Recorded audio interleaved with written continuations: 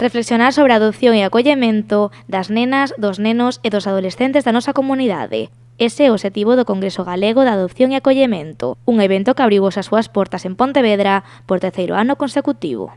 As cifras están decaendo en adopción, levan xa uns anos nos que van cara abaixo, en principio unha boa nova porque iso significa que hai menos nenas e nenos que necesitan ser protegidos por esta medida, entón as cifras son bastante pequenas agora mesmo.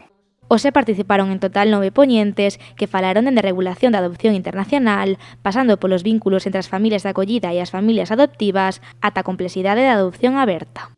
Las personas adoptadas tienen derecho a conocer sus orígenes, ¿no? ¿Y por qué se llegó a este acuerdo? Porque se considera que se utiliza siempre esta metáfora, una pieza importante en la construcción de su identidad, ¿no?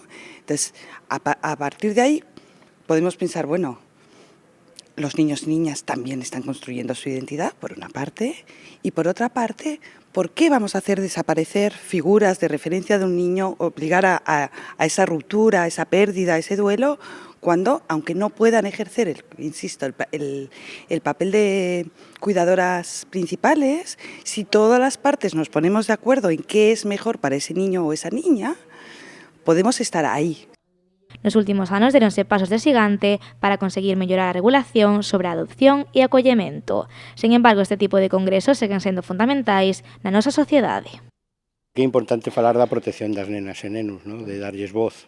Entón, é un pouco ese o tema, sobre todo na acollida, precísanse moitísimas familias acolledoras e nos que queremos é formalas e informalas para que poidan plantexarse esta medida de protección, ¿no? Que é, bueno, pues ofrecerlle un hogar durante un tempo a unha nena ou un neno que o precisa.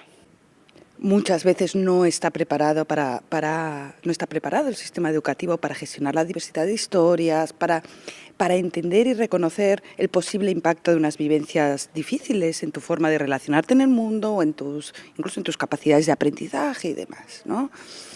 Yo creo que cada vez vamos sabiendo más, pero que nos queda mucho trecho todavía, sí.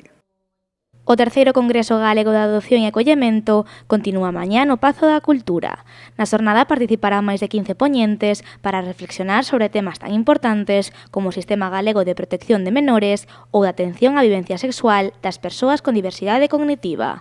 No acto tamén participarán familias acolledoras para explicar as súas experiencias persoais.